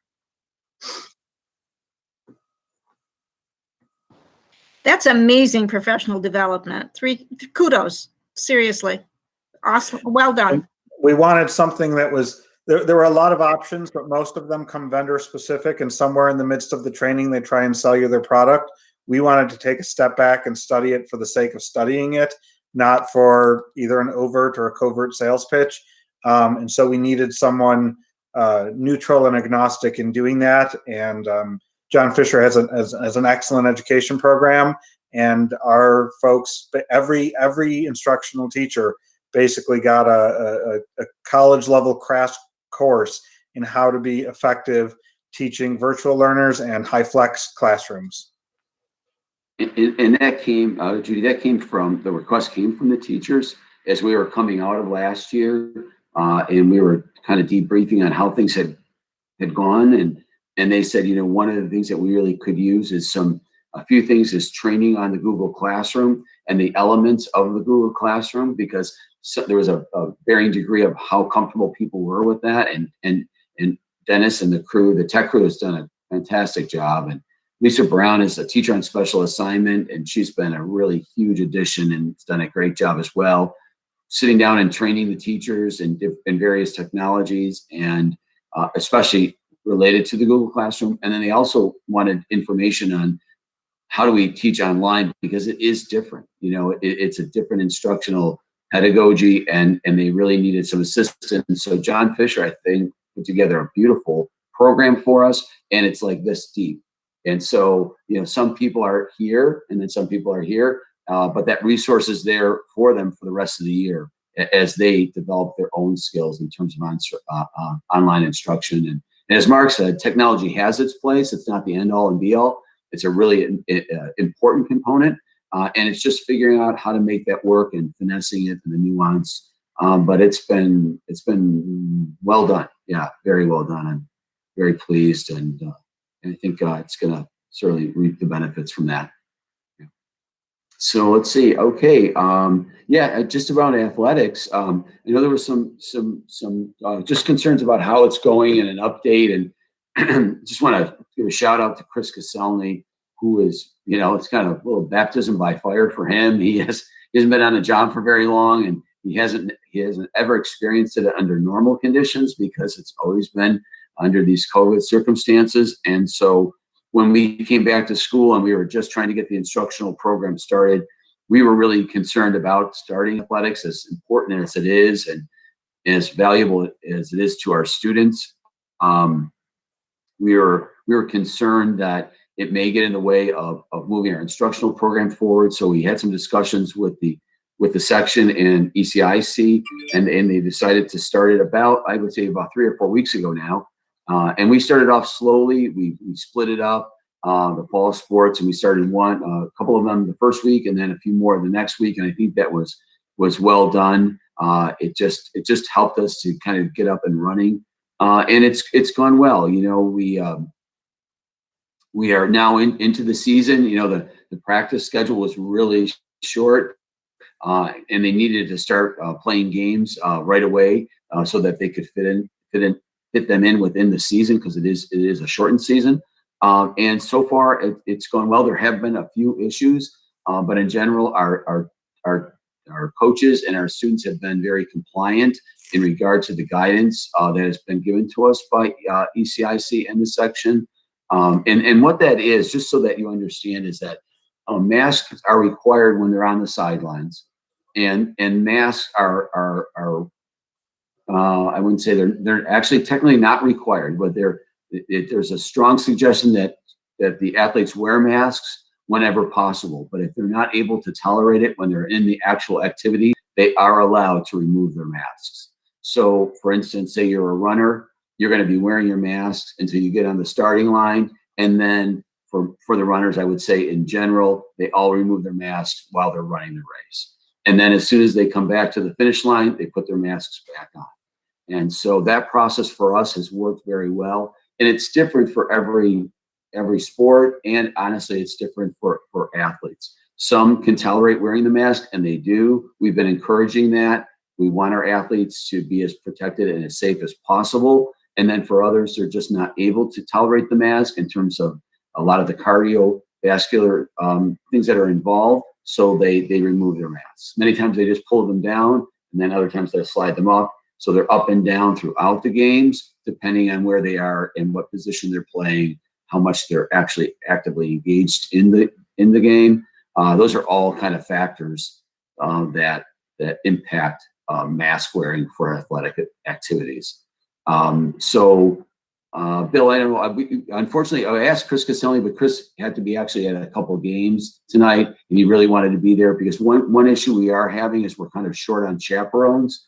So anybody out there that's interested in chaperoning athletic events, please let Mr. Caselli know, because I know that's kind of an ongoing problem. So he always attends a lot of the activities, but when I asked him to be here, he told me what he had to do tonight, and I said, nope, you need to be there because there's just a lot going on tonight.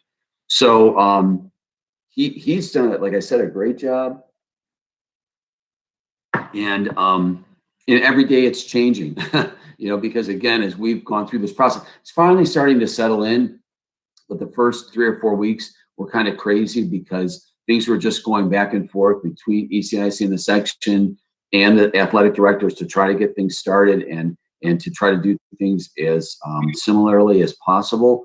And so from that, I would say, Bill, do you agree that coaches are doing a nice job following procedures and those kinds of things?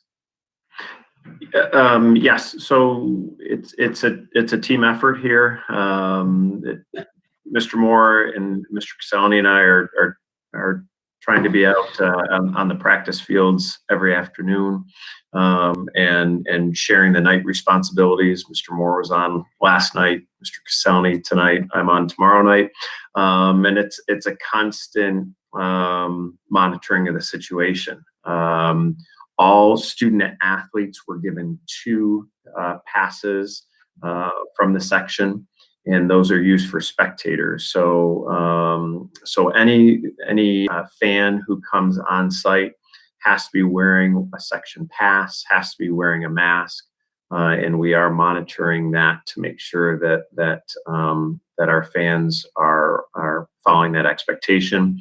When Mr. Moore, Mr. Castellani, and I are out after school, from what I've seen, our student athletes are maintaining their social distancing. They are wearing their masks, and that's from a practice standpoint. I'll get a sense. Tomorrow will be my first night of watching competition, so I'll be able to report back on that. Maybe Mr. Moore can report on what he saw last night. I know there are a number of different sports competing, but the struggle that I see is that that our student athletes, when they're involved in clubs outside of the district, they're allowed to act in one way, and then when they come on our campus and are competing on our teams, we have a different set of expectations. So there was definitely a transition period for our athletes to come to an understanding of what we were expecting compared to maybe what they had been doing all summer, competing with club teams or community teams. So, but from what I'm seeing on the practice side, I'm very happy with that. And I don't know, Mr. Moore, do you want to talk about what you observed last night? Yeah, our students were fantastic last night in terms of the public health, the masks, and the social distancing. And even more mind-blowing to me is the athletic competitiveness and the talent that our students have. Like, I don't think I've seen one of our teams lose an event yet. So kudos also to the coaches who are finding ways in the midst of all this craziness to really produce amazing results in the teams that they have, both in the public health and in the competitiveness. It's been awesome to watch. I know that Chris is not here tonight, and my concern isn't for our students. I think our students are doing everything they should be doing. They're wearing their masks here. When they're out of our campus at another campus, they're wearing their masks. My concern is the students that are on the opposing teams who, when they're on their home turf, are not wearing their masks. And I know they're supposed to wear them unless they can't tolerate them. But when you have a whole team of soccer players unable to tolerate them, we have East Aurora with their masks on, and then we have another team without their masks on. That's where I'm struggling with, because that's our kids who are, that's where I'm struggling with, because we are trying to do everything we can to keep our kids safe, our teachers safe, our East Aurora families safe. And yet we are playing teams where no one is wearing masks while they're playing. If you have a few that can't tolerate it, I could see that. But when you have a whole team who isn't tolerating it, they're just not wanting to wear their masks. So what are we doing as far as that goes? I mean, I thought they were supposed to wear them unless they couldn't tolerate them. And it's not just one team. Were others. I mean, it's not just one incident that this happened recently. Again, it's not our school, it's the opposing schools, but we are there and we ourselves are being exposed. And that's could potentially impact our teachers, our students, our families. Yeah, yes, Terry. So that is basically the rule, that when they're on the sidelines, they're supposed to be wearing their masks in terms of tolerating or not. So if they're just standing on the sidelines, unless maybe they just come off the field and they're somewhat winded, but as soon as they get over and they have a chance to relax, they're supposed to be wearing their masks. So I don't know if that's happening or not. If you've seen when they're on the sidelines without their mask on, that should not be happening. The coach should be wearing their mask as well. When they get onto the field, there's really not much that can be done because the guidance allows them not to wear their mask while they're performing on the field, or when they're running a race, whatever it may be. So Yeah, It's a pretty flimsy standard. I mean, it's yes, not it a, is. Yes, it's a really, it says we highly recommend you wear a mask unless you can't tolerate it. So it basically gives them a choice to wear it or not. Right, and it's interesting how East Aurora can tolerate it, but other districts can't tolerate it. I mean, that could impact our students. And so what happens if we are playing an opposing team on their campus and they don't even have their masks on the sideline? Then what happens? Well, then that would be something different. Then it would have to come back to our athletic director, and then he would have to address that with the school or with with ECIC or the section, because that would be a violation of the guidance. When they're on the field, it really is open. Basically speaking, I would say you could say that they don't have to wear their mask. We don't say that. We encourage them to wear their mask whenever possible.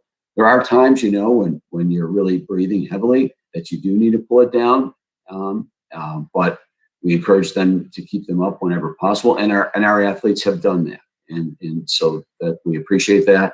But we can't force that upon other school districts, but we could ask that when they're on the sidelines that they are all indeed wearing their masks, because that's my understanding. Now that may have changed, but my understanding, Bill, I believe that when they're on the sideline, they're supposed to have, that's the entire team and all the coaches as well. And spectators. Yeah. Oh yeah. Of course, the spectators always. Yeah. They have to keep their masks on the entire time they're there. And I was going to make a comment on that about spectators. The other day we had some issues with spectators, and so I'm going to probably be sending a message to our families just so that they understand the requirements to be a spectator. If you do not have one of the passes, you cannot be on our campus. We've had issues with some of our spectators becoming angry, using inappropriate and foul language. And I'll be honest, I'm just not going to tolerate that. And if we don't see an improvement, then I will remove that privilege and we won't have any spectators. So I'm going to send that message out to our parents, because the process is challenging enough. And I understand that there's many frustrations and people want to come and observe the games. And I understand that. When my children were here, I knew how important that was, and I enjoyed being at all of their games. But right now we can't do that.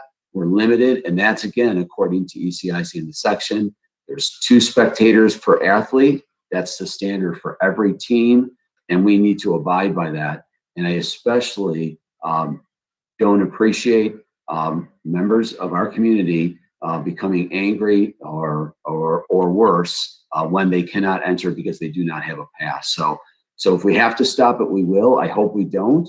I encourage people to come, and if they have a pass, they are welcome to be here. You have to wear a mask, but it's critically important that we follow those rules in order to make it an enjoyable experience for not only our athletes, but everyone who is in attendance. So that has been something that has been disappointing. So we're going to have to correct that, and I'm going to wait to hear back from the chaperones to see if that improves. And I'm very hopeful that it will. well, and we have spectator protocols even in non-COVID times, and it's never appropriate for spectators to use inappropriate language. So people should understand that. I would hope that message is sent and heard. Yes. Also, Brian, it seems to me that, first of all, I appreciate the fact that our people are monitoring the situation very closely. There's someone there watching all the time, supervising. But if it degenerates into a situation that you consider to be dangerous for our students, you have the authority to shut the sport down. And you should use that authority. Yes. I agree. So my screen isn't letting me know that anybody wants to speak. So if there's a board member who has a comment, I'm just going to ask you this tonight to just speak up. Don't wait to get called on, because I can't tell if you're. I just want to commend our athletes for wearing their masks and doing everything that they are supposed to be doing, because it says a lot about our school district if we are all are able to tolerate them while we're playing on a soccer field. And they're doing everything they're supposed to be doing. So I commend our athletes tremendously for that.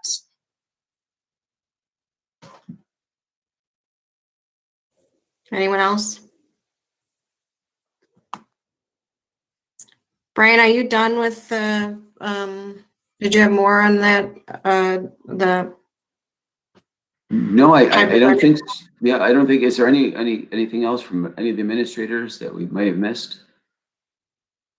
I think a pretty thorough review. Thank you, everyone. Yeah, no, I appreciate it. The board appreciates that. Everybody was really thorough. All right, we're, just a quick addition. It's a kind of a tangential issue, but as you all know, the Ormsby Center program is in full swing as well, and a number of our students go over to Ormsby for half day of vocational training, and that's been one of my interests, and so we've kind of restarted a program in cooperation with the Rotary Club of East Aurora, the Ormsby Center, and Diversified Systems here in East Aurora to construct some needed gadgets for the community that I think will enhance the environment for everyone in East Aurora. So I met with them the other day. They're great people, and it's a kind of a neat cooperative venture between a local manufacturer, the Ormsby Center, and the Rotary Club. So things are picking up in our town with regard to these kinds of enriching activities that are going on that were kind of paused for a while last spring. Thank you. thanks, Dan. Is there any legislation, Brian?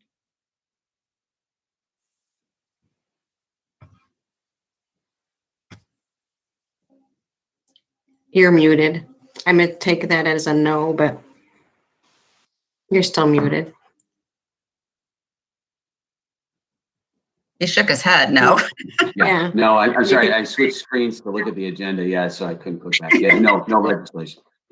No legislation. Great. Then we're going to move on to the consensus agenda. Is there anyone who wanted to remove an item for separate discussion on the consensus agenda? Mary Beth, I didn't want to remove anything, but I just wanted a little clarification from Brian. We have a listing of a number of coaching positions as well as the club positions, and I just wanted some clarification in terms of those, the stipends and the money and how that all works out going forward. Yeah, sure. We approved. Yeah. Oh, am I good? Yep. Go ahead. Yep. Okay. Yeah. So we approve them, Kim. But the stipends are only paid when they actually perform that service. So if a season is canceled, then they would not receive the salary. So this just allows us to put the coaches in place because we don't know how it's going to be moving forward. In the spring, what happened? We started off with like a 2-week period of the season, and so all the coaches were paid prorated for those 2 weeks. Yeah. So that's and again, we don't know. Like right now, they put football and cheerleading and volleyball off to the spring.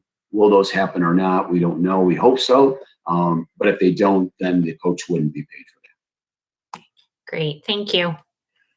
Anyone else? All right, hearing nothing else, we have a motion to approve the consensus agenda. So moved. Moved by Jessica, second. Second. Seconded by Kim Daniel. All those in favor, please say aye. Aye. Carried 7-0. We then are on item 13, which is items requiring board action. Item A, the superintendent recommends the Board of Education accept the 2019-20 and 2020 audit of the general purpose financial statements and extra classroom activity funds as presented by representatives from Bufamonte, Whipple, and Butafaro this evening. May I have a motion?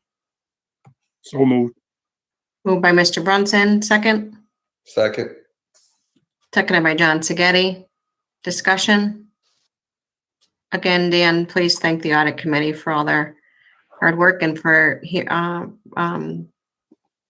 for having the audit presentation this evening. Thank you. I just like to mention their names. It's AJ Block, Phil Cadet, Kathy Ann Quino, and myself. Thank you. All those in favor, please say aye. Aye. Carried 7-0. Item B, the superintendent recommends the Board of Education grant tenure to Lisa Marchioli, business education teacher in the 10-year area of business, effective March 3rd of 2021. May I have a motion? So moved. Moved by Judy Malice, second. Second. Seconded by Kim Daniel. Discussion. I don't know if Lisa's listening tonight, but this is just a great accomplishment. So congratulations to Lisa on her tenure. Tell her we owe her a cake, will you? I know. Yep, we owe a lot of cakes. Matt and I have a heyday cutting them. Pardon me? Matt and I'll have a heyday cutting them. I think we're going to have to switch to cupcakes or something instead. All those in favor, please say aye. Aye. Carried 7-0. Item C, the superintendent recommends the Board of Education accept the 2019-2020 financial statement, audit and management letter, and corrective action plans as detailed in the attachments to your agenda. May I have a motion? So moved. Moved by Jessica Armbruster, second.